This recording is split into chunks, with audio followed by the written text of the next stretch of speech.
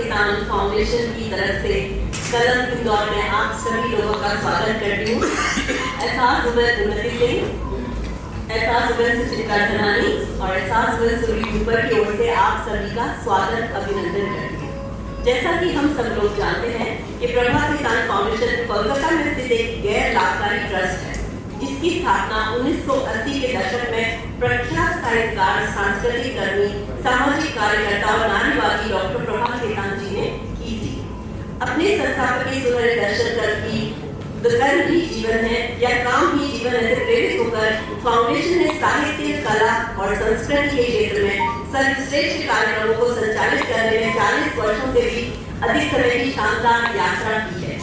वैश्विक मानचित्र पर अपने बेहतरीन अनुभवों के साथ फाउंडेशन ने कदम दर कदम बढ़ाते हुए अपनी पहचान बनाई है। पुस्तक विमोचन, लेखक से मुलाकात, उत्तेजक पैनल चर्चाएं और वरिष्ठ और बाल लेखकों के लिए साहित्य उत्सवों का आयोजन कर फाउंडेशन साहित्य और भारतीय भाषाओं को प्रोत्साहित करता है। अपने साहित्यिक प्रयासों के अलावा फाउंडेशन की कुछ सांस्कृतिक पहलें भी हैं, जो कि भारतीय नृत्य, गीत, संगीत, प्रदर्शन कला और दस्तावेज की विरासत को प्रदर्शित करती है। फाउंडेशन की कुछ बेसकीमती साहित्यिक पहलों में से an authors afternoon, the write circle, the universe writes, Kalam, Aakhar, लफ्ज शामिल हैं, जिनका उद्देश्य अंग्रेजी, हिंदी और क्षेत्रीय साहित्य भाषाओं को व्यापक कर उनके पाठकों तक पहुंचाना है। सुर और साज, टेट्री और चौपाल जैसी सांस्कृतिक पहलों का उद्देश्य देश की बहुमुखी सांस्कृतिक विरासत को प्रदर्शित करना है। अब बात आती है हमारी आज की जो हमारे मेहमान लेखक कलाकार हैं हमारे कलम के लिए, डॉक्टर वंदना मुकेश। उनका परिचय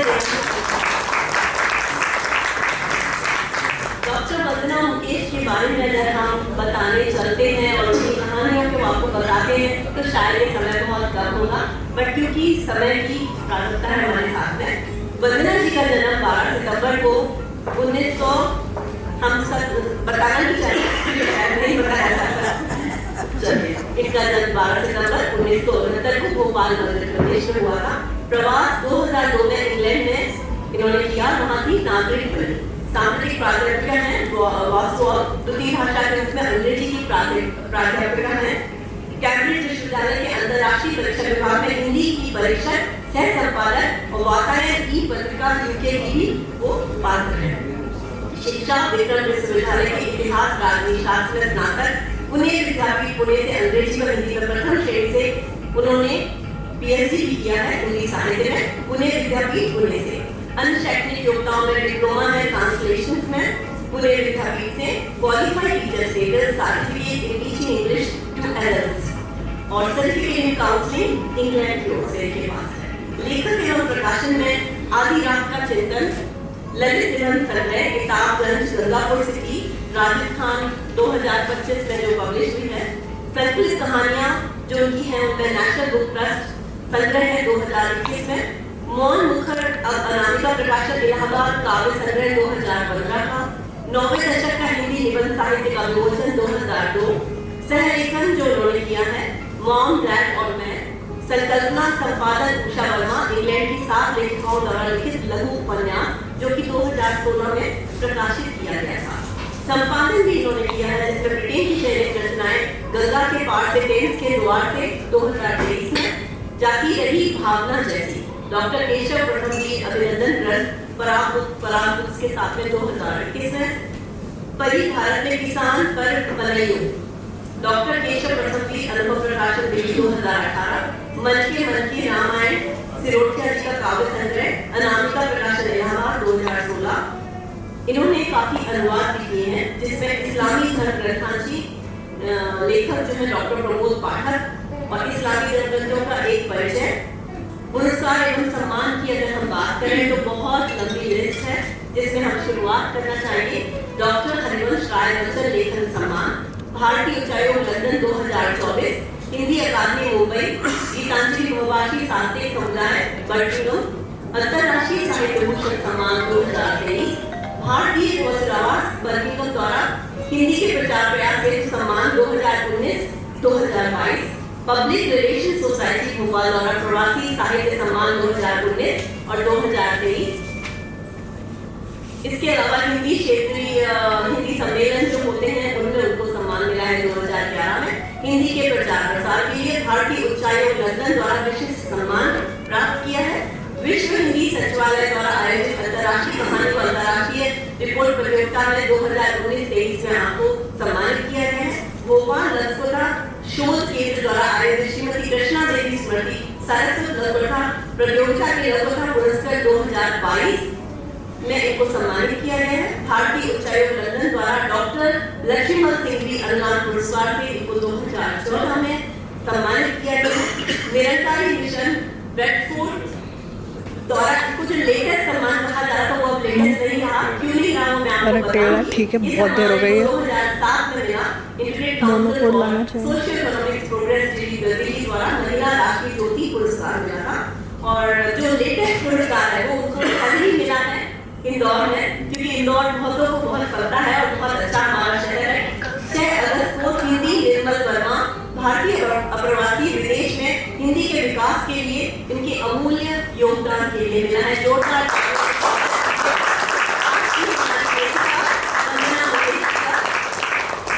हम सभा किसान की ओर से आपका स्वागत करते हैं। अब हम वंदना जी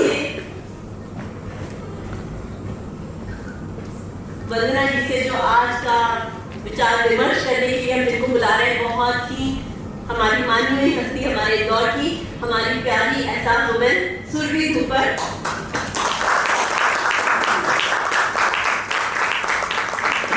आप दोनों का स्वागत है और अब से ये स्टेज ये माइक आपका। आप सभी को बहुत बहुत नमस्कार। अब वक्त ज़ाया न करते हुए हम आज के सत्र की शुरुआत करते हैं। इतनी लंबी लिस्ट, कैसा लग रहा है आपको वंदना जी?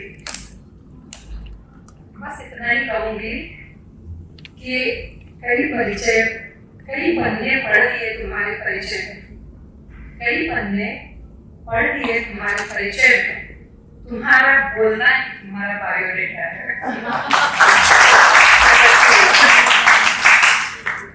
वंदना जी, आप न सिर्फ एक संवेदनशील और सशक्त लेखिका हैं, बल्कि एक समर्पित शिक्षिका भी हैं। आपने अंग्रेजी प्रवक्ता होने के साथ साथ बच्चों को निःशुल्क हिंदी सिखाने का भी खुली कार्य किया है और करती है।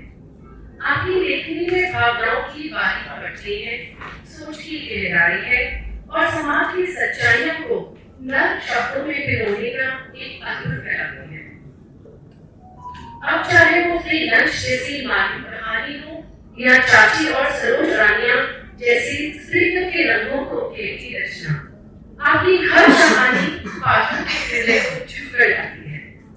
इतनी सारी भूमिकाएं, एक शिक्षिका, एक समाज सेविका, एक लेखिका, आपको निभाते देखकर किसी प्रेरणा से कम नहीं है। आज मैं आपसे जानना चाहूंगी कि इस बहुआयामी जीवन में पीछे आपका प्रेरणा स्रोत कौन रहा है और इस सफर की शुरुआत आपने कैसे की? धन्यवाद सुरभि। मैं कोशिश करूंगी कि आपके सभी सवालों का जवाब यदि कुछ रहे तो आप मुझे फिर से आवाज दीजिए, मैं फिर से बताऊंगी। लेकिन उस सबसे पहले मैं प्रभा केदार फाउंडेशन और उनकी एहसास टीम इंदौर इंटरनेशनल कोऑर्डिनेटर कैथी टॉम्पर, बर्मिंघम की प्रतीक्षा शाह जो एहसास से जुड़ी हुई है, और अपरा कुशल जी जो प्रभा केदार फाउंडेशन की कोऑर्डिनेटर है। मैं इन सबके प्रति आभार व्यक्त करती हूँ कि उन्होंने मेरे इस इंदौर आगमन को, मेरे गृहनगर के आगमन को बहुत यादगार बना दिया। मैं आप सभी के प्रति दिल से आभार व्यक्त करती हूँ, उन्नति जी, सुचित्रा जी और सुरभि जी। अब रही बात बहुआयामी की, तो मुझे लगता है कि यहाँ बैठा हुआ हर शख्स एक बहुआयामी व्यक्तित्व का स्वामी है। आप भी, अभी मैं आपसे ही बात कर रही थी, आप भी मदर हैं और स्पोर्ट्स का आपका एक खुद का इंफ्रास्ट्रक्चर और उसमें काम करती है, प्लस आर्ट के साथ जुड़ी हुई है, आप आर्ट क्यूरेटर है। तो इसी प्रकार मुझे लगता है, और प्रभा पहचान जी के बारे में जब हम सुनते और सोचते तो मुझे लगता है कि वो खुद भी एक, और मेरे ख्याल से जैसे मैंने कहा कि हर व्यक्ति बहुआयामी होता है। आवश्यकता होती है कि उसका बहुआयामी व्यक्तित्व किस तरह से समाज के लिए सहायक या योगदान देने वाला है। तो यदि हमारा व्यक्तित्व समाज के लिए कुछ ऐसा कर सकता है जिससे उसमें सकारात्मक बदलाव आए, चाहे वो लेखनी हो, चाहे वो किसी को सुंदर बनाने का काम हो,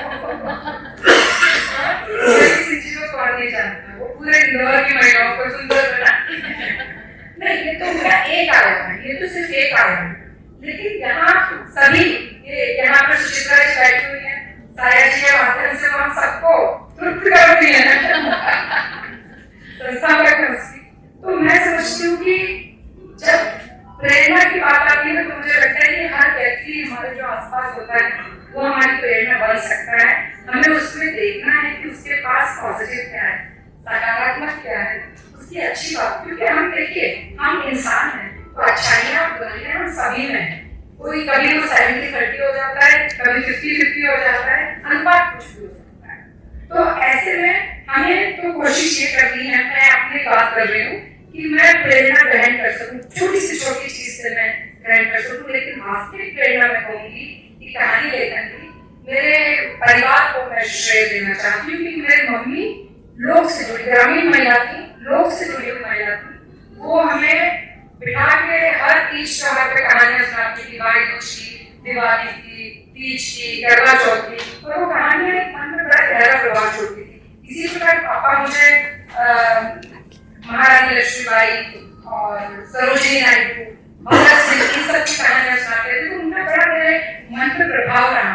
और मेरे दादाजी नियमित रूप से रामचरितमानस का पाठ रोज करते थे, और वो कहानियां उनको पापा मम्मी सभी सुनाते थे। तो मुझे हमेशा जो अच्छे कैरेक्टर होते थे, जो विलेन नहीं होते, किसी भी कहानी का खलनायक मुझे कभी नहीं अच्छा लगता। उससे बस मैंने इतना ही सीखा कि मुझे खलनायक नहीं होना है और अपने आसपास वालों को।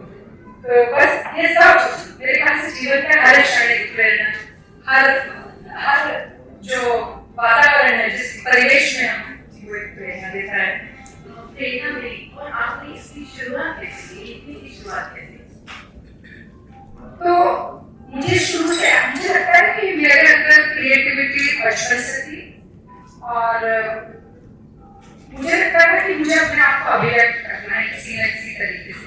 तो मैं ड्राइंग पेंटिंग भी करती थी। तीसरी चौथी क्लास में या पहली दूसरी में थी, हमारे घर में कोई आया और उन्होंने कहा ड्राइंग इस बच्ची की बनाई हो ही नहीं सकती, क्योंकि ये बहुत मैच्योर ड्राइंग है। तो मुझे उनका बहुत गुस्सा आया, इसलिए और जो याद आ रहा है।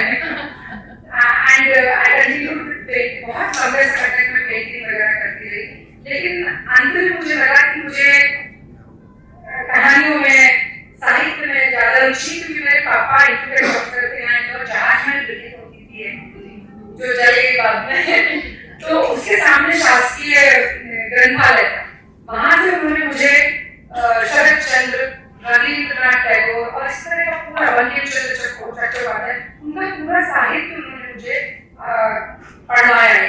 तो खुद भी पढ़ने के बहुत शौकीन थे, तो मैंने काफी पढ़ा और वहीं से प्रेरणा मिलती है।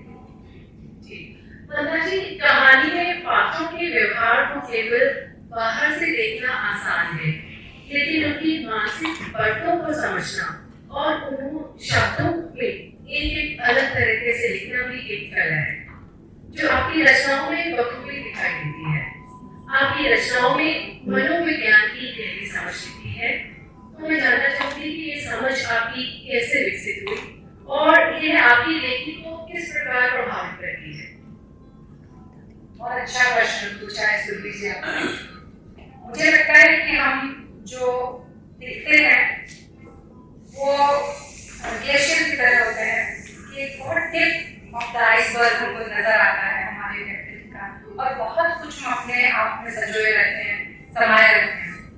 तो वो चीजें क्या है जो भीतर है हमारे, इन चीजों ने मुझे हमेशा आकर्षित किया, और मेरी कोशिश रही कि मैं व्यक्ति के मन को समझने का प्रयास करूं। हालांकि बहुत मुश्किल है, और इसी के तहत मैंने फाइनली 2024 में काउंसलिंग भी सर्टिफिकेट, क्योंकि मुझे बहुत सारी साइकोलॉजी पढ़ने को मिली उस समय, तो मैंने काउंसलिंग का एक कोर्स भी किया। लेकिन कहानियों के पात्रों का तो ऐसा है कि जैसे मैंने कहा कि पात्र हमारे आसपास होते हैं, अभी भी इस भवन में इतने लोग बैठे हैं या आप में बैठे हैं, तो हम सबके मन में एक, आप मुझे सुन रहे हैं लेकिन एक चीज और चल रही है आपके मन में जो आपके जीवन से जुड़ी हुई है। तो वो क्या चीज हो सकती है? जैसे मेरी एक कहानी है सरोज रानी, आपने पढ़ी है, अगर आप उसकी बात भी कर रही थी, तो सरोज रानी जो कहानी है वो उन ऐसी लड़कियों की कहानियां हैं, ऐसी महिलाओं की कहानियां हैं जो बड़ी उम्मीद और आस के साथ विदेश जाती हैं, कई बार शादी के बाद और कई बार अपनी एजुकेशन के लिए, लेकिन वहां पर उनको सही रूट जिसकी वो हकदार है वो नहीं मिलता, और कई बार बैड मैरिजेस के कारण, डोमेस्टिक वायलेंस के कारण अंत में वो हाउस हेल्प बन के रह जाए, काम वाली महिलाएं। और ऐसी एक हाउस हेल्प मेरे पास आती थी, तो उसने सिर्फ एक बार मुझे बोला कि बहुत कुछ है बताने के लिए, लेकिन क्या तब तक सुन नहीं किया। And I would see the pain in her eyes. And being a lecturer, मैं कॉलेज में English as a second language पढ़ाती हूँ, मैं इमिग्रेंट्स को पढ़ाती हूँ, तो इमिग्रेंट्स सारे ऑल ओवर द वर्ल्ड से आते हैं, लेकिन एक ही जो सरोज रानी की कहानियां थी, वो इतनी ब्यूटीफुल लड़की थी, बहुत ही खूबसूरत यंग लड़की कॉलेज में आई, और बाद में पता चला कि उसके साथ इतना फिजिकल अब्यूज हुआ हस्बैंड ने और पेरेंट्स के लोग हैं कि उसको सोशल सर्विसेज, अच्छा मुझे पता चला तो मैंने क्लास में, क्योंकि हम डायरेक्टली तो नहीं पूछ सकते, तो मैंने उनको वो चैप्टर इंट्रोड्यूस किया जिससे कि वो सोशल हेल्प किस तरह से लेंगे, क्योंकि जब नए लोग आते हैं तो उनको पता नहीं होता है कि सोशल हेल्प किस तरह से ले सकते हैं, सोशल सर्विसेज से। तो मैंने एक चैप्टर उनको डिजाइन किया ताकि वो, अगर उनको, क्योंकि मुझे पता था ये बहुत प्रॉब्लम है, but she didn't want to share, उसकी आंखें ऐसे भरी होती थी कि अब पानी गिरने वाला है, but she controlled herself, she able to learn English. फिर उसके बाद उसको सोशल सर्विसेज में जाना पड़ा, उसके रात में सर्दियों में, दिसंबर, इंग्लैंड की सर्दी में दिसंबर में घर से बाहर धक्का दिया, she took that as an opportunity, वो वहां से भाग गई, वहां उसने दरवाजा नहीं खटखटाया। तो मैं समझती हूँ कि मेरा इम्पैक्ट उसके लिए था, मैंने उसको जो चैप्टर पढ़ा उसके लिए इम्पैक्ट हुआ कि वो सीधे सर्जरी पहुंची, हॉस्पिटल पहुंची और बोली मुझे हेल्प चाहिए। एंड शी, मुझे आश्चर्य इस बात का कि मैं बहुत सालों तक उसके बारे में सोचती थी, लेकिन अभी 3 साल पहले मुझे वो मिली और पता चला कि स्कूल में नर्स हो गई है, मुझे बहुत अच्छा लगा। कई बार ऐसी जिंदगी बदल जाती है और कई बार बस हेल्प करके रह जाती है लड़कियां बहुत सारी। मुझे लगता है वो अपने घर पे भी नहीं बता सकते जी, वो फोन करके क्या बोलेंगे कि हम क्या कर रहे हैं, किस दौर से गुजर रहे हैं। बिल्कुल, मैं बता रही हूँ आपको, ये तो मैं सरोज रानी की बात इसलिए कर रही थी, एक कैरेक्टर के बारे में बात कर रहे हैं, लेकिन मैं आपको और भी बताऊंगी कि सरोज रानी वाला जो कैरेक्टर था, वो लड़की बोली कि मुझे मेरी बहन की शिकायत है, तो अपने पेरेंट्स को क्यों नहीं बता सकती, मतलब मैं स्टार्टेड इमेजिनिंग, तो मैंने अपने पेरेंट्स को क्यों नहीं बता सकती, पंजाब की लड़की। तो मुझे लगा कि उसकी शायद इस तरह की अड़चनें होंगी कि उसकी बहनों की शादी हुई है, या समाज में उसका क्या स्टेटस है, उसके पेरेंट्स की क्या स्थिति है, और फिर वहां से वो हम इमेजिन करते हैं और बिल्डअप करते हैं स्टोरी। लेकिन उसकी, मतलब उसको देख के मैं बहुत परेशान हो गई थी। और इसी तरह से एक मेरी कहानी है मशीन, तो मशीन की कैरेक्टर देखी मैं, महिला होने के कारण समाज मुझे फीमेल माइंड ट्रीट करने का बहुत शौक है। ऐसा नहीं है कि सिर्फ महिलाओं की बात है, फैमिली में बच्चे भी हैं, बच्चों का मनोविज्ञान समझना मुझे बहुत अच्छा, बहुत ऊर्जा देता है, और इसी तरह से बुजुर्ग लोग। लेकिन मशीन कहानी की नायिका जो है वो यहाँ से इंग्लैंड जाती है, हस्बैंड IT प्रोफेशनल है, और उसको he is busy with his work, computer and him, उसके अलावा उसकी कोई लाइफ नहीं है, और वो अपनी बीवी को जी इसमें जवाब देता है। बीवी को सब कुछ आता है, ट्रेडिशनल घर से है तो वो अपने हस्बैंड की जरूरतें पूरी करती है, लेकिन उसकी जिंदगी इतनी मशीन की तरह हो जाती है, मोनोटोनस हो जाती है कि उसको पता है कि नेक्स्ट स्टेप क्या है। मेरा हस्बैंड आएगा, मुझे दरवाजा खोलना है, मुझे चाय बनानी है, उसके लिए एक ही चम्मच चीनी डालनी है, दरवाजा खोलना है, फिर प्लेट रखनी है, फिर सिंक पे बर्तन धोने, क्योंकि हमें भारत की तरह हेल्प नहीं होती, हमें खुद ही धोने पड़ते हैं, लिखना भी खुद ही पड़ता है, बर्तन भी खुद ही धोने पड़ते हैं। आपकी एक कहानी है जो कोविड-19 के ऊपर आपने लिखी है, वो पूरा वाक्य मैं आपसे सुनना चाहूँगी, क्योंकि वो ऐसा एक दर्दनाक दौर था जिसमें हम सब ने किसी न किसी अपने लड़की को खोया, लेकिन उसका पॉजिटिव ये रहा कि हमने जो अपने परिवार के साथ समय बिताया वो आप आने के लिए बेटी मुझे कोविड-19 में आपने जो ट्रांसलेट किया है डैड के साथ और दादा के साथ, आई वांट टू लाइक तो वो कहानी मैं आपसे थोड़ा सा चाहूंगी कि आप दर्शकों को बताएं। बिल्कुल, मैं वैसे ये कहानी मेरी कोविड से पहले लिखी गई थी, लेकिन इसमें मैं आपको सिर्फ यही कहूँगी कि आज परिवार नाम की जो संस्था है जिसका जन्म भारत में हुआ और उससे महत्व भी भारत में ही सबसे अधिक है, परिवार नामक संस्था को, विवाह नामक संस्था को। तो आजकल जो परिस्थितियां हैं उसमें क्या होता है कि न्यूक्लियर फैमिलीज हो रही है, बच्चों को चाहे आप मटेरियलिस्टिक ड्रेस कहें या समय की जरूरत कहें, उनको जाना है घर से बाहर, बच्चे अकेले हैं, तो आपके पास वही समय है जब तक बच्चे आपके पास हैं, छोटे हैं बड़े हैं, लेकिन अगर आपके पास है तो वो समझिए आपकी जिंदगी का सोने वाला समय, सोना बेहतरीन समय है। तो ये जो बच्चे हैं, दो एक फैमिली है, उसमें मदर है, फादर है, लेकिन कई बार हम मदर के जो माँ के जो भूमिका है उसको समझ नहीं पाते कि वो हमारे लिए कितना कुछ कर जाती है। बहुआयामी व्यक्तित्व की बात करते हैं कि माँ हमारे लिए वर्किंग खाना भी बना के जाती है, नाश्ता भी देती है, हस्बैंड को टिफिन भी देती है, अपना भी टिफिन तैयार करती है, काउंसिल भी करती है, बच्ची होके आती है, आज मेरे स्कूल में ऐसा हुआ, बच्चा रो के आता तो वो भी करती है। इतनी सारी भूमिकाओं के बाद भी और उसने अपने बच्चों को सिखाया है अपने स्तर पर कि भाई तुम्हें सब चीजें जगह पर रखनी है, घर साफ रखना है, सुंदर रखना है, एकदम स्ट्रिक्ट करना है। और सडनली वो बीमार पड़ जाती है तो देखती चेहरे पर डरा खाया, गंदी झूठी प्लेटें में भरा हुआ है, तो अदरक के छिलके पड़े हैं, चाय पत्ती पड़ी हुई है, और उसको ऐसे शौक लगता है कि वो बीमार पड़ जाती है। लेकिन जो बॉन्डिंग डेवलप होती है उस दौरान फैमिली के साथ, वो ऐसी अद्भुत है कि मुझे इस कहानी के बारे में डॉक्टर विजय सती ने समीक्षा की, उन्होंने कहा कि परिवार संस्था की जो मूल है उसकी स्थापना करती है ये कहानी। और हमें लगता है कि परिवार जो है आज जिन भी कारणों से विघटित हो रहे हैं उनको इस बात को महसूस करना बहुत आवश्यक है कि परिवार हमारे जीवन में कितना अहम भूमिका रखते हैं। जैसे आज यहाँ पर डॉटर इन लॉ है तो मदर इन लॉ है करके आपने बताया कि बच्चों को अपने दादा दादी के साथ, अपने फैमिली के साथ बिताया टाइम, माँ बाप के साथ। आज तो माँ बाप भी दुर्लभ हो गए हैं, सिर्फ सुबह शाम दिखते हैं, क्लासेस करते हैं बच्चे, लेकिन समय की वंदना जी कहानी लेखन, कविता लेखन है, लेकिन लेखन लेखन बहुत ही अलग है, क्योंकि जैसे आपने बहुत ही, मुझे लगता है लेखन लेखन एक बहुत ही मुश्किल काम है जो आपने किया है। आपके ललित निबंधों की लेखन शैली बहुत खास है, जिसमें सौंदर्य, संवेदना और मानवीय व्यवहार की गहराई से झलक मिलती है। तो मैं चाहूंगी आप ललित निबंध लिखेंगी और कैसे आकर्षित हुई आप मुझे बताएं। देखिए, जैसे मैं आपको पहले बताया कि मुझे लगता है कि जीवन में सब कुछ, मैं अपने अलग ही यूटोपिया में, एक अपने बनाए हुए स्वर्ग में जी हूँ बहुत लंबे समय तक। और मुझे लगता है कि संसार में सब कुछ अच्छा ही है और अच्छा ही होता है और अच्छा ही होना चाहिए, कुछ भी जो भी सच्चाई नहीं है, रियलिटी नहीं है। तो मैं अपने बनाए हुए झूठे यूटोपिया में जीती रही। लेकिन मैं जब स्कूल में थी तो मैंने एक निबंध पढ़ा हजारी प्रसाद द्विवेदी जी का, नाखून क्यों बढ़ते हैं।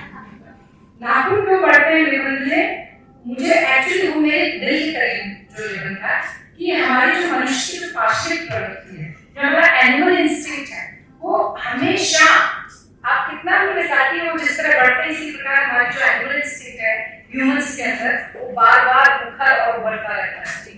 तो उस निबंध ने मुझे बहुत प्रभावित किया। विद्यानिवास जी के कुछ निबंध पढ़े, लेकिन जब मैं पुणे यूनिवर्सिटी में पीएचडी के लिए सब्जेक्ट चूज कर रही थी तो मुझे लगा कि मुझे ललित निबंधों पे काम करना चाहिए, ये अपॉर्चुनिटी है मेरे लिए कि मुझे बहुत सारे निबंध पढ़ने को मिलेंगे।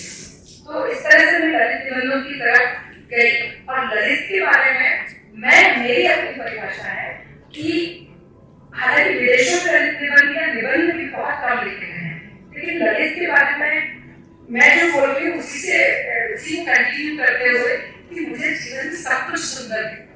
तो मैं चाहती हूँ कि अगर मुझे सुंदर दिखता है तो उस सौंदर्य को हर व्यक्ति उसको देखे, हम बातों के अर्थ न निकाले, बातों को जैसे यथा रखते हैं उन्हें देखें और उनके सौंदर्य को अनुभूत करें। छोटी सी चीज है, जैसे ये पानी की बोतल है, अब किसी के लिए पानी की बोतल हो सकती है, लेकिन मुझे उसका आकार बहुत अच्छा लगा, तो इस तरह से ये तो बहुत छोटी सी बात है, लेकिन हमारी प्रकृति है, परिवेश है, रंगों के बारे में, कलर कॉम्बिनेशंस के बारे में कितना सीखते हैं प्रकृति से।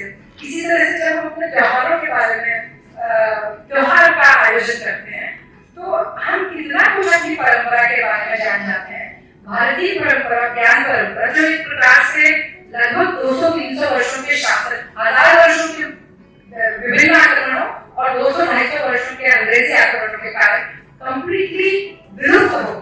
क्योंकि हम कैसे तैयार होने लगे, मैकॉले ने जो एक एजुकेशन पॉलिसी बताई थी, उसके आधार पर इंग्लिश एजुकेशन एंड एम्प्लॉयमेंट, तो हमारी सारी जो मेहनत होती थी वो क्या होती थी कि हम इंग्लिश देखें, एजुकेशन माने इंग्लिश, और इंग्लिश के बाद एम्प्लॉयमेंट। एम्प्लॉयमेंट कौन सा, किसी नौकरी, सरकारी नौकरी में लग जाए या कुछ, लेकिन हम अपनी वैल्यूज भूलते थे, क्योंकि हमको लगातार बताया गया तुम्हारी भाषा खराब, तुम्हारे कपड़े खराब, तुम्हारी संस्कृति खराब है, तुम्हारे रीति रिवाज खराब है, तुम्हारे लोग जो व्यवहार है वो खराब है। तो जब हमको हैमर की जाएगी सुबह शाम, तो आप कहाँ से सोचेंगे, कैसे कर महसूस करेंगे कि मैं भारतीय हूँ तो मेरा सब कुछ अच्छा है। मुझे लगेगा कि ये बात तो सही है। मैं आपको अपने साथ घटे हुए वाक्य बताती हूँ, क्योंकि एयरपोर्ट पर मुझे कोविड के टाइम पर क्या एक ऐप था, सेफ कोविड सुरक्षा का एक ऐप था, उसके बाद ही हमको भारत में एंट्री मिलती थी। तो वो ऐप मेरे उस पे भारत के प्रेम में, हिंदी के प्रेम में, हिंदी में डाउनलोड किया वो ऐप, और मुझे वहाँ की सिक्योरिटी वाला था, उसने मेरी फैमिली को बाहर निकाल दिया और मुझे रोक दिया। तो ये ऐप नहीं है, आप इसके माध्यम से अंदर नहीं जा सकते, आपको तो इंग्लिश वाले ऐप डालना पड़ेगा। तो मैंने कहा, मतलब मुझे उसकी बुद्धि पर तरस आया। उससे आगे गए तो एयरपोर्ट पे अभी रिसेंटली वो बच्चे बात करते थे, you know I can't read Hindi, I can't read Hindi, I can only right in Roman.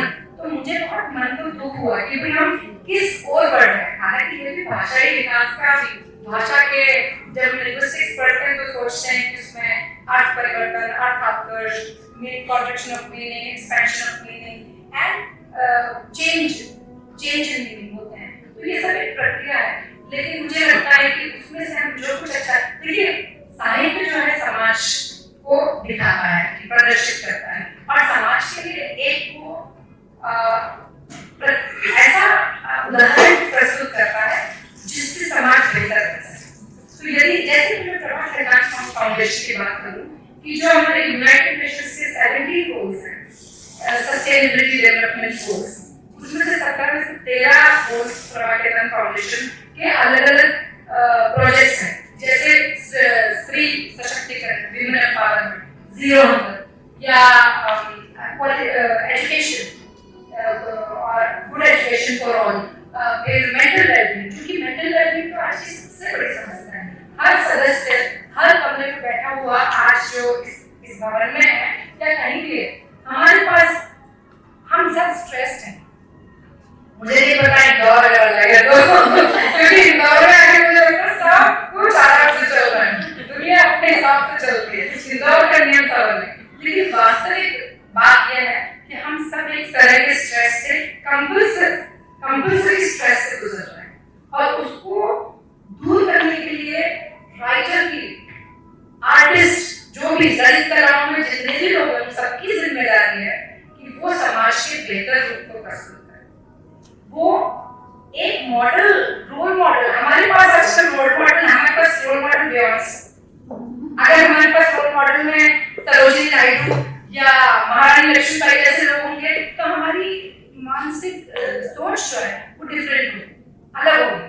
तो मैं ये नहीं कहती कि आप नए को मत अपनाइए, नए को अपनाना जरूरी है, लेकिन उसके लिए अपने को छोड़ना जरूरी नहीं है। तो अपनी जड़ों से जुड़े रहना, जैसे पेड़ कहते हैं, पेड़ का बहुत सारे ब्लॉक्स पड़े, वुडन ब्लॉक्स बहुत बड़े, बहुत सारे, लेकिन एक पेड़ जो अपनी जड़ से जुड़ा है उसमें विशाल वृक्ष बनने की संभावना होती है, जबकि जो टूटा हुआ वृक्ष है उसमें कोई संभावना नहीं होती। तो बस ये ऐसी बातें हैं जो मुझे हमेशा प्रेरित करती हैं और उन्हें ललित निबंध की ओर आकर्षित किया। अधिकांश ललित निबंध मेरे जो अभी पुस्तक आई है उसमें संस्मरणात्मक गलती होती है, क्योंकि मुझे लगता है कि व्यक्तियों का व्यवहार उसमें आपको कोई अच्छी चीज दिखती है तो उसको दूसरों तक पहुंचाना बहुत जरूरी है। मैं चाहूंगी वंदना जी, जो अभी आपका रिसेंट निबंध है, ललित निबंध है आधी रात का चिंतन, उसके बारे में हम थोड़ी सी बात करें और उसके बारे में थोड़ा सा बताएं। जी मैं जरूर बताती हूँ कि देखिए आधी रात का चिंतन जैसा कि पुस्तक के नाम से वो आपके पास है, तो ये है किताब अभी ये बहुत शिशु अवस्था में, मतलब 15 दिन हुए इसको जन्म लेकर तो बिल्कुल रिसेंट माय लेटेस्ट पब्लिकेशन आधी रात का चिंतन में कुछ 15 निबंध है। मैं आपको शीर्षक बताऊंगी तो उससे आपको एक आइडिया आएगा, लेकिन ये सारे निबंध या अधिकांश निबंध आधी रात के बाद ही या आधी रात में लिखे गए हैं। कारण क्योंकि हम महिलाओं को अनेक दायित्वों को निभाने के बाद फिर समय मिलता है तो आप अपने लेखन को दे सकते हैं। ऐसा नहीं होता कि आप अपना खाना बनाने का टाइम छोड़कर आप लिखने बैठते, आपको लिखना तब है जब आपकी सारी जिम्मेदारियां पूरी हो गई हैं। क्योंकि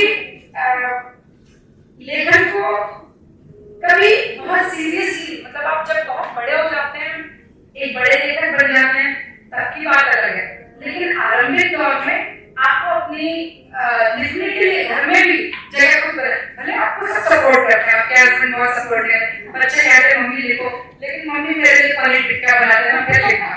तो ये जो बात है उसके बीच फिर देखिए इसके मैं बताती हूँ यादें, तो यादें निबंध जो है वो एक बहुत खूबसूरत इंग्लैंड के बारे में है, लेकिन मेरे पीएचडी सुपरवाइजर वहाँ पर कॉन्फ्रेंस में आए थे और उन्होंने मेरे साथ समय बिताया। पहली बार मैंने इंग्लैंड में समर में खिले हुए फूलों को ध्यान से देखा।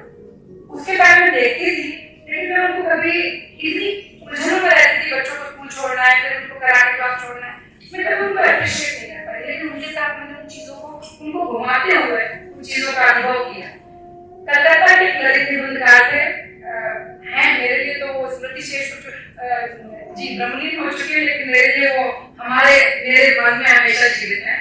तो उनका बड़ा स्नेह मिला, उन्होंने मुझे एक पोस्ट कार्ड भेजा, उसमें मोती जैसे टके हुए अक्षर मानिए कि टाइप रिटन, और मैं दंग रह गई कि कोई इतना सुंदर लिख सकता है। और मैं आपको बताऊं कि उसके बाद मैंने अपने अक्षरों को और भी सुना था, और मैं ये तो नहीं कह सकती कि मेरे अक्षर उनकी तरह सुंदर है, लेकिन मैंने बहुत अपने अक्षरों को संभाला, क्योंकि हमें प्राइमरी स्कूल में कभी कोई बोलता नहीं है कि आप अक्षरों को संभालिए। तो ये जो जीवन की छोटी छोटी सुंदरताएं हैं, मेरे लिए यही ललित निबंध है।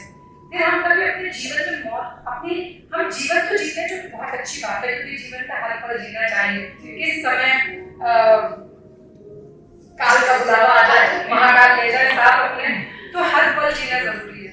लेकिन ये भी याद रखना है कि हम यहाँ प्रवासी हैं, हम यहाँ आए हैं, ये एक पड़ाव है जिंदगी का, कब हम चले जाएंगे यहाँ से, हमारी महायात्रा कब शुरू हो जाएगी। हम एक छोटे से ट्रैवल के लिए निकलते हैं अपनी यूके से, तो ये सूटकेस में रखना है, ये बुक रखनी है, ये चीज ले जानी है, लेकिन जब हमारा महाप्रस्थान होता है तो सब कुछ रखा रह जाता है, within moments you are away. इसी तरह के इसमें कुछ निबंध है। एक शहर का मन, कि शहर से आप कब बातें की, कोविड में, जब कोविड में वॉक कर रही थी तब मैंने मेरे शहर की खूबसूरती को देखा। जिस शहर में मैं इतने वर्षों से रह रही थी, मैं उसकी खूबसूरती को कभी अप्रिशिएट नहीं कर पाई। तो इसी प्रकार एक फेसबुक मोहल्ला थोड़ा हास्य व्यंग वाला है, कि फेसबुक मोहल्ला आजकल वैसा है कि सबके घर की खबर होनी चाहिए, क्या क्या हो रहा है, क्या क्या हो रहा है। मुझे याद है मैं छोटी थी तो मेरी मम्मी मुझे साइकिल से, मैं पूरे मोहल्ले में, मैं आनंद नगर में इंदौर में रहती थी, और मैं साइकिल से चक्कर लगाती थी और सबके घर की खबरें ले जाके सुना।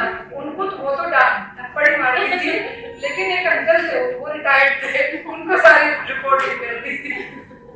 तो मम्मी मुझे डांटती थी कि तुम इधर की बात उधर क्यों बताती। लेकिन आज देखिए फेसबुक पर क्या है, आप अपनी बात बता रहे हो तो ठीक है, लेकिन आपको दूसरे की बात है, उसका क्या होगा, उसने मेरे इस पे हार्ट बनाया है या लाइक दिया है, इन सब जैसी बातों की भी बातें होती हैं। तो ये जो चीजें हैं, मुझे लगता है कि बहुत कुछ है सोचने कहने के लिए, लेकिन समय तो हमेशा हमारे लिए रुकता नहीं है। शायद अभी भी समय की कमी है। जी हाँ, बिल्कुल हमारी बातचीत अधूरी रहेगी। मेरी बातचीत अधूरी नहीं रहेगी। आखिरी सवाल मैं आपसे पूछना चाहूंगी, क्योंकि हम अभी फेसबुक की बात कर रहे हैं, आज हम एक ऐसे युग में जी रहे हैं जहाँ स्क्रीन हमारी खिड़कियां बन गई है और स्पर्श केवल टच स्क्रीन तक सीमित रह गया। भावनाएं इमोजी में बदल गई हैं और संवाद टाइपिंग तक सीमित है। आज की इस भागदौड़ और सोशल मीडिया की दुनिया में मानवीय संबंधों की प्रकृति कैसे बदल रही है? क्या तकनीक ने हमें करीब लाया है या फिर और दूर कर दिया है?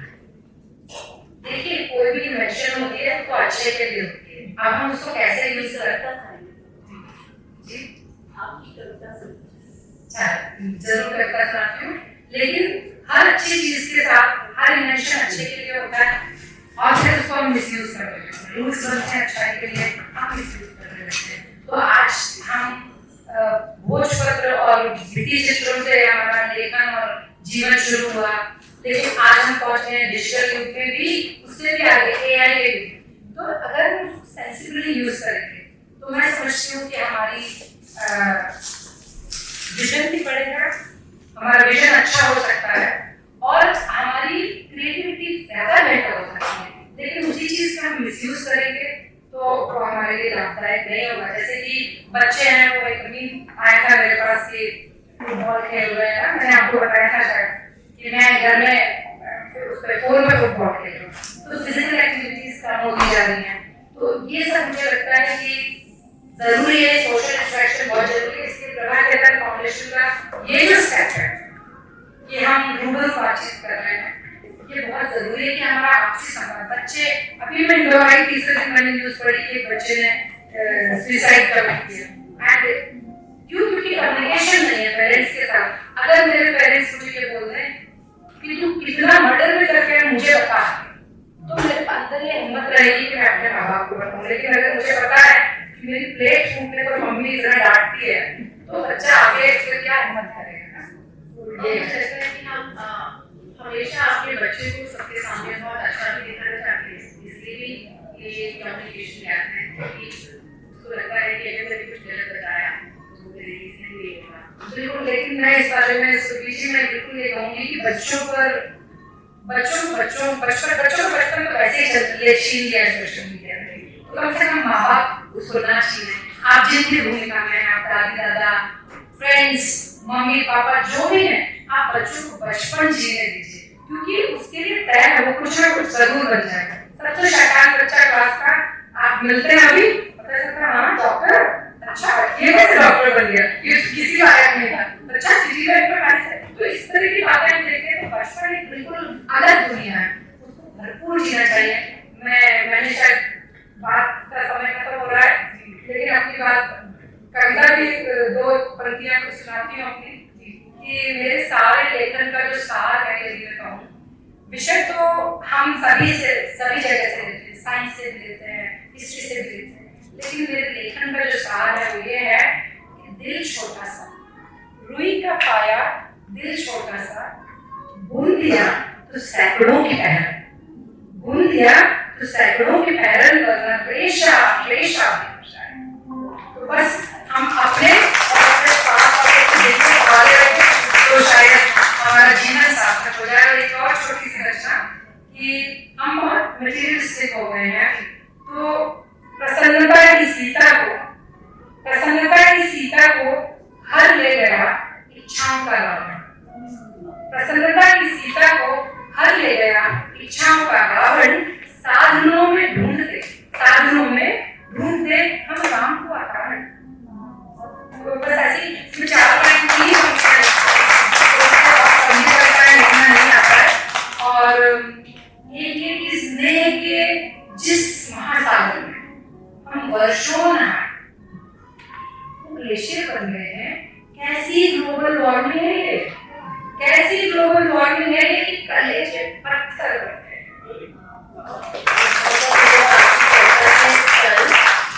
हर रोज सोचती हूँ कल करने के काम, बिल्कुल मैं चाहूंगी आप एक बार सबको दीजिए, मैं पढ़ के सुना देती हूँ। मेरे ख्याल से ये हम सब पे लागू होती है। तो कल शीर्षक है कल।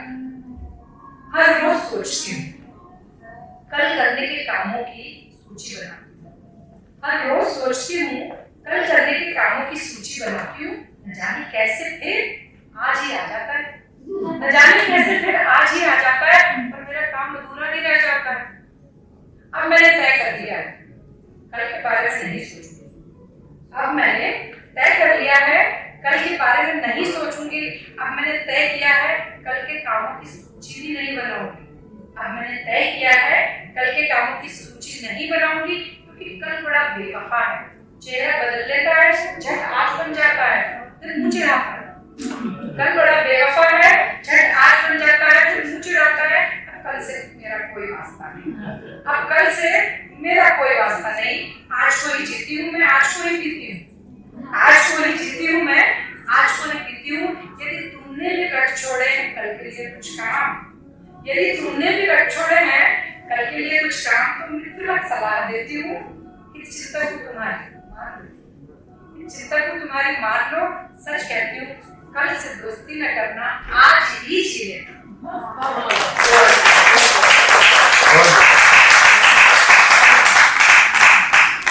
इतने सारे सवाल है पूछने के, इतनी सारी बातें हैं करने के लिए, लेकिन समय क्या ऐसा पाबंद है कि हमें सबको आगे बढ़ाना होगा। और मुझे लगता है बहुत सी ऑडियंस में भी बहुत से ऐसे लोग हैं जो हमसे सवाल करना चाहते हैं, तो आइए हम आगे सवाल जवाब का दौर शुरू करते हैं। बहुत ही सुंदर सवाल चल रहा था। अपनी भाषा अपने लोग, अपने लोगों के बीच में है। जिसके भी मन में कोई प्रश्न आ रहा है आज मंगेश जी से आप पूछना चाहते हैं, तो प्लीज अपना क्वेश्चन पूछ सकते हैं। जी नमस्कार वंदना जी, आपको सुनना सच में आज का दिल बना दिया आपने। और मुझे भी पता था कि देश में रहकर इतनी अच्छी हिंदी आप बोलती, पहले तो आपको बहुत बहुत धन्यवाद इसके लिए, इतनी अच्छी हिंदी आप बोलती है। लेकिन वहाँ जब आप हिंदी पढ़ाती हैं तो आपको कौन से ऐसी चुनौतियाँ का सामना करना पड़ता है, क्योंकि यहाँ वहाँ हिंदुस्तान में हिंदी पढ़ाने में हमें भी बड़े पसीने आते हैं। आपने जो कहा कि हम अपनी लेगेसी से बहुत दूर चलते जा रहे हैं, तो यहाँ जब हम मूल्यों की बात करते हैं, यहाँ जब हम हिंदी की बात करते हैं, मैं खुद इंग्लिश फैकल्टी से आती हूँ और जब मुझे कई बार एक प्रश्न का सामना करना पड़ता है कि आप हिंदी में क्यों लिखती हैं, तो मैं आपसे जानना चाहूँगी कि विदेश में आपके क्या अनुभव है। तो देखिए, सबसे बड़ी बात तो मैंने आपको बोला था कि अपनी जगह से जुड़े रहना बहुत जरूरी है। आप नौकरी के लिए, काम के लिए, रोजी रोटी के लिए कहीं जाते हैं, हम में से हर व्यक्ति विदेश में आया हुआ है, क्योंकि हो सकता है किसी खास के गाँव के, जब हम शहर आते हैं तो हमारे लिए विदेश हो जाता है।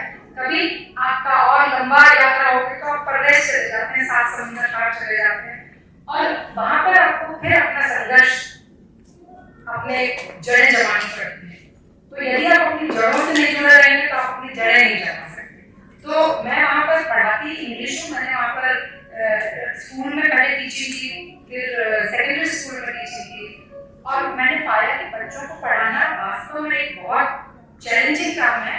और मैंने जितना पढ़ाया उतना एंजॉय किया, लेकिन संयोग से मैं आई एजुकेशन में आई and I started teaching English to speakers of other languages, जिसमें मैं 16 to 18 का कोहॉर्ट एक के साथ साथ 70 ईयर ओल्ड लोगों को भी मैं इंग्लिश पढ़ाता हूँ। एंड वो एक ही कंट्री के नहीं होते, they come from all over the world, they come from China, Philippines, आपने ऐसी ऐसी कंट्री, साउथ अफ्रीका की ऐसी कंट्री, तंजानिया, जिनके नाम भी नहीं सुने।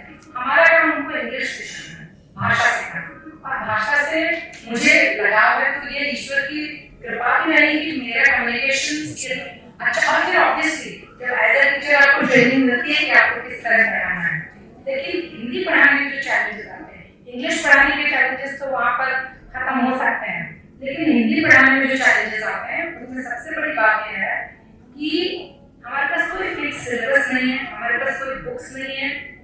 अब तो इंटरनेट पर बहुत कुछ है, और मैं पर्सनली की बात करूँ तो पर्सन मैं तो घर में बैठ के वो भी चलो भाई मसालों के नाम बताओ, हाँ बच्चे, तो बच्चों को वही सिखा देती हूँ। लेकिन मैंने बहुत सालों तक बालाजी यूथ कैंप, बालाजी मंदिर, जहाँ पर हिंदू बच्चों के लिए विशेष समर कैंप लगाते हैं और बच्चे 8 दिन आके बनी रहते हैं। वहाँ पे उनकी सारी ट्रेनिंग स्क्रिप्चर्स के बारे में, हमारे पुराण, मैनेजमेंट जो भी है, पुराने को आधुनिक से जोड़कर सारा शिक्षण वहाँ पर 8 दिन होता है। कलाओं के बारे में भी वहाँ डांसेस होते हैं, भरतनाट्यम, कथक, कुचिपुड़ी वगैरह सब कुछ सिखाया जाता है।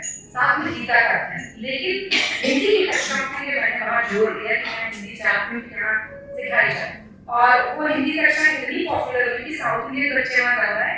आज भी सडनली कोई मुझे अचानक कोई, क्योंकि अब बच्चों को पढ़े हुए 14-14 साल हो गए जो मेरे साथ शुरू किए थे, अचानक कोई गाड़ी वाला, आंटी कैसी हैं आप, नमस्ते, तो मुझे इतनी खुशी होती है कि कम से कम मुझे वो कैसी हैं आप, नमस्ते याद है और वो चाहते हैं कि मैं उससे उसको रिकॉग्नाइज करूं। तो बच्चों को बहुत अच्छा लगता है नई भाषा सीखना। उनको सिर्फ प्रोत्साहन की जरूरत है कि हम अपनी भाषा में, मैं कहती हूँ कि मैं महाराष्ट्र में मैंने मराठी सीखी और मराठी सिखाई भी, तो मुझे अच्छा लगता है कि भाषा, चैलेंजेस तो हमें हमेशा आएंगे, हर पद पे आएंगे। सबसे बड़ा चैलेंज होता है कि कोई फंडिंग नहीं है।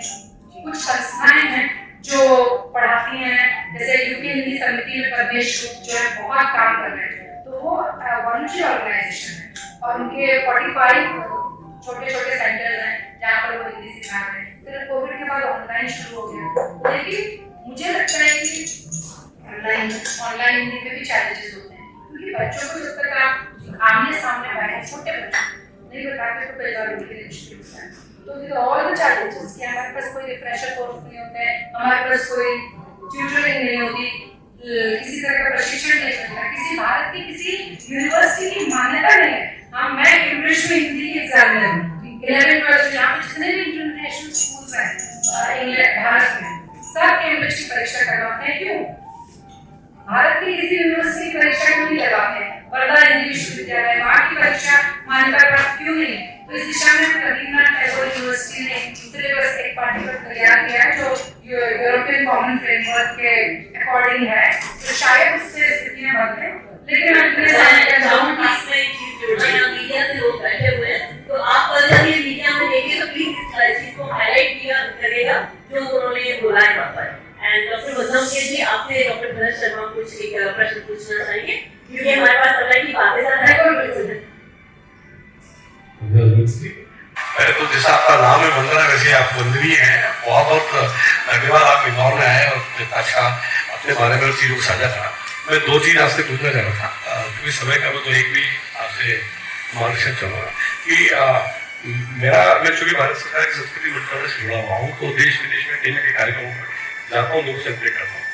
एक चीज की मुझे कभी हिंदुस्तान में दिखाई दे रही है, वो है ग्रेटिट्यूड की कमी, कृतज्ञता की कमी हो गई है यहाँ पे। ग्रेटिट्यूड,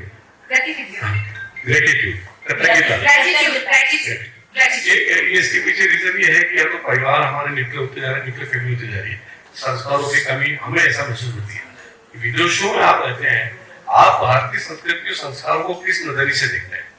और ये जो विदेशी जो चैनलों के दुष्प्रभाव की बात करते हैं या फेसबुक या सोशल मीडिया की बात करते हैं, एक वर्चुअल जिंदगी चालू हो गई बच्चों की, जो एक वर्चुअल जिनको जानते भी नहीं, जिनसे कभी मिले भी नहीं, बट उनके लाइक्स, उनके कमेंट्स वो बहुत ज्यादा अपील करते हैं। और परिवार में पड़ोसी कहाँ बैठा है, क्या कर रहा है, कोई जानकारी नहीं। एक ही घर में कमरे में तीनों माँ बाप बच्चे बैठे हैं, तीनों का मोबाइल लेता है और टीवी भी चालू होता है। तो ये तो हमारे संस्कारों के हम जो जिस प्रकार से देख रहे हैं कि गिरावट डाली, आप विदेशों में रह के भारतीय संस्कार और संस्कृतियों के इस नजरिए से देखते हैं, ये थोड़ा सा जानता हूँ। बहुत अच्छा जी आपका। मैं तो ये कहूँगी कि शायद जब आप अपने देश से दूर रहते हैं तो देश के प्रति आपका जो भाव है वो ज्यादा गहरा हो जाता है। आप हर चीज में अपनी पहचान वहाँ पर बनाना चाहते हैं और दिखाना चाहते हैं कि हम भारतीय हैं, हम एशियन नहीं हैं। हमने आजकल इस बात का विरोध करना शुरू किया है, क्योंकि जो कैटेगरीज आती हैं जब हम फॉर्म भरते हैं तो उसमें कैटेगरीज में आता है एशियन, तो हमने इस बात का विरोध करना शुरू किया है कि हम एशियन नहीं है, हम इंडियन है। तो आप इंडियन एशियन लिखिए, क्योंकि पाकिस्तानी भी एशियन है, चाइनीज भी एशियन है, तो हम कौन से एशियन, बांग्लादेशी भी एशियन है। तो इसका हमने बहुत जबरदस्त विरोध करना शुरू किया है कि हमें इंडियन कहा जाए, क्योंकि भारतीयों का वहाँ सम्मान है। रही बात संस्कृति को कैसे सहेजते हैं, तो मैं आपको अपना उदाहरण दे सकती हूँ, लेकिन मुझसे कितने लोग प्रभावित और प्रेरित हुए और उसके कारण हम लोग का किस तरह का एक समाज बना हुआ मैं बता सकती हूँ। कि मैं अपने घर में अन्नकूट का कार्यक्रम किया, तो मुझे याद है कि वहाँ के कुछ लोग आए जिन्हें वहाँ कई वर्ष हो गए थे। तो जब उन्होंने वो सारा मिक्स खाना देखा जो हम पर्वत बनाते हैं अन्न का, तो उन्हें थोड़ा सा ये बहुत साल हो गए या किसी, क्योंकि वहाँ इंदौर के जो लोग नहीं है, वहाँ तो हर जगह के लोग हैं, तो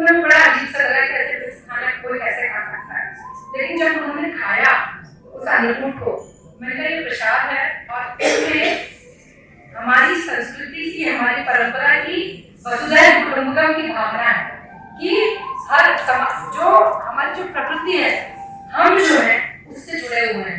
तो जब इस तरह से उन्होंने देखा तो उसके बाद वो मुझे कहते हैं वंदना जी आप हमारे करवा चौथ हमारे साथ करिए ना, आप कहानी सुनाइएगा, जबकि यूट्यूब पर उपलब्ध है। आप हमारी संस्कृति को वहाँ पर जीवित रखे हुए हैं। सारी प्रश्न और है यहाँ पर सुचित्रा धनानी जी को थैंक्स के लिए बुलाना चाहूंगी। और किसी का कोई प्रश्न आपसे भी है बोले लेखिका भी है और एक अनुवादन विधा में भी आपने पारंगत अपने आप को बनाया है। और जब एक लेखक अपनी भावनाओं की अभिव्यक्ति करता है तो कहीं न कहीं भाषा के बीच में एक द्वंद होता है, क्योंकि विचारों की कोई भाषा मतलब हिंदी अंग्रेजी नहीं होती है, पर अभिव्यक्ति की अपनी एक भाषा होती है। तो विचार और अभिव्यक्ति के बीच की जो ये पुलिया बनाते हैं, उस पुलिया को बनाने के लिए आप कोई विशेष कार्य करते हैं या वो नेचुरली निकल के आता है? मैं आपको एक छोटा सा उदाहरण मेरी ग्रैंडडॉटर का देती हूँ और वही बिल्कुल वही मेरे मानसिक प्रक्रिया रहती है। तो वो हिंदी, मराठी और अंग्रेजी भाषा में बात करती है और मुझे बोलती है कमन दादी लेट्स वॉच योर पुस्तक, लेट्स वॉच योर पुस्तक। तो उसने अपनी बात कम्युनिकेट करती है, उसने दादी बोलकर हिंदी बोला, मराठी बोलती है क्योंकि उसकी माँ मराठी है, इंग्लिश तो उसे बोलना मजबूरी है। तो जब मुझे लगता है कि भाषा स्वयं अपने अभिव्यक्ति विचार जो है गंभीर होता है तो गंभीर भाषा चुन लेता है, सहज होता है तो सहज भाषा, विचार के अनुरूप भाषा प्रभावित होती है जैसे। और एक रमेश गुप्ता जी एक प्रश्न करना है। जी जी जी स्वागत है, स्वागत है। थैंक यू वंदना जी। अभी इस सभागृह में बैठे हुए सभी लोग संस्कृति के ऊपर आपने अच्छी बातें करी और मैं आपको बताना चाहता हूँ कि वंदना जी का परिवार संस्कृति में किस दौर से और किस तरीके से हिंदुस्तानी संस्कृति को सही करके रखा हुआ है। विशाल की बच्चियों की परवरिश कैसे हो रही मालूम?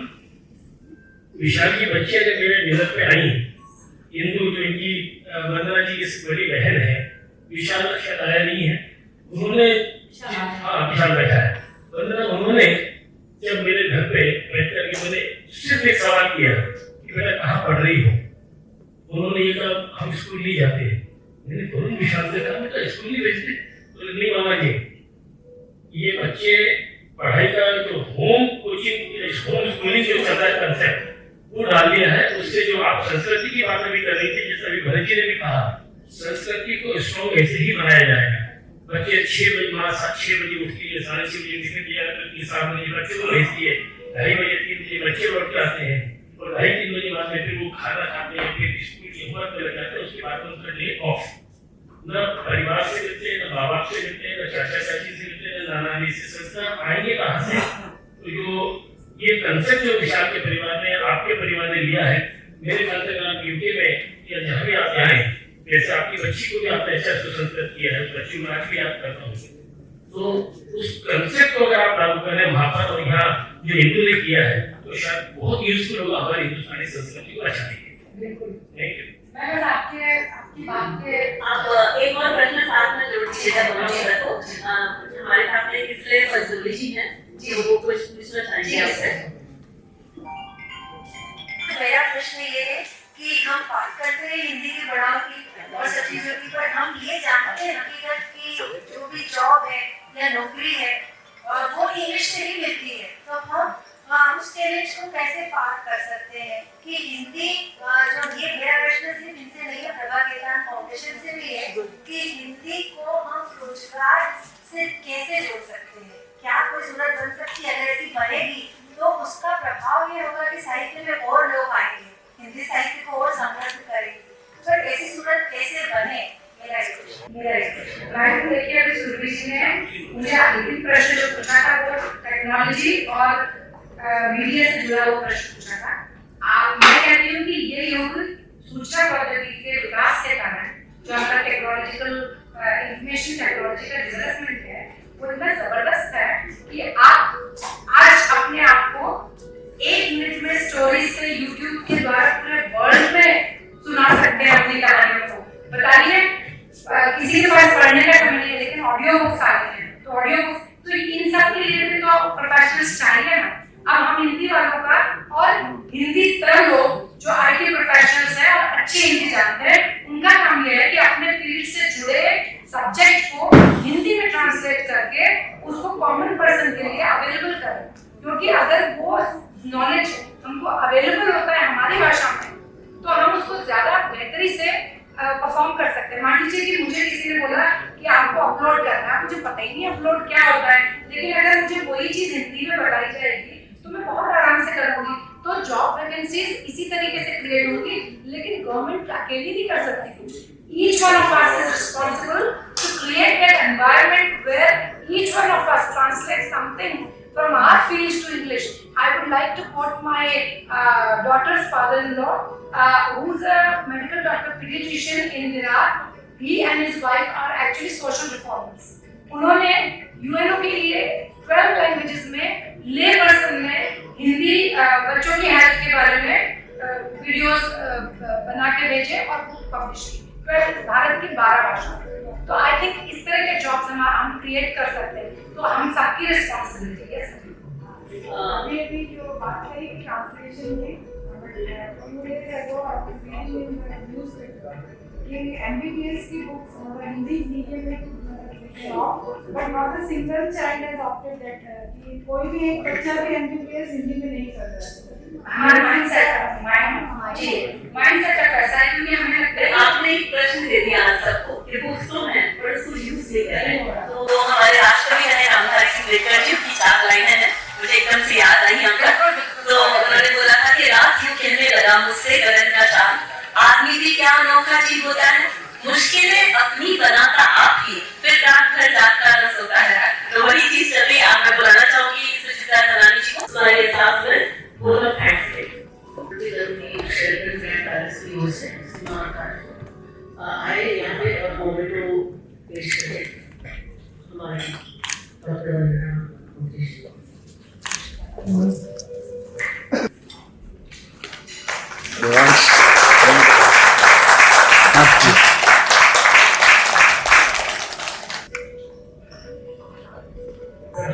फाउंडेशन और एहसास भवन ऑफ इंदौर की ओर से सुचित्रा सारी धनानी आप सभी अतिथियों का आभार प्रकट करते हैं, खासकर हमारी आज की अतिथि मुख्य अतिथि डॉक्टर वंदना मुकेश, आपका भी आभार है। We are thankful to Shri Smith for the support. Macedonia is our media partner and hospitality partnership. Thank you very much. Thank you. मुझे बहुत सारे लोगों को धन्यवाद देना चाहूँगी।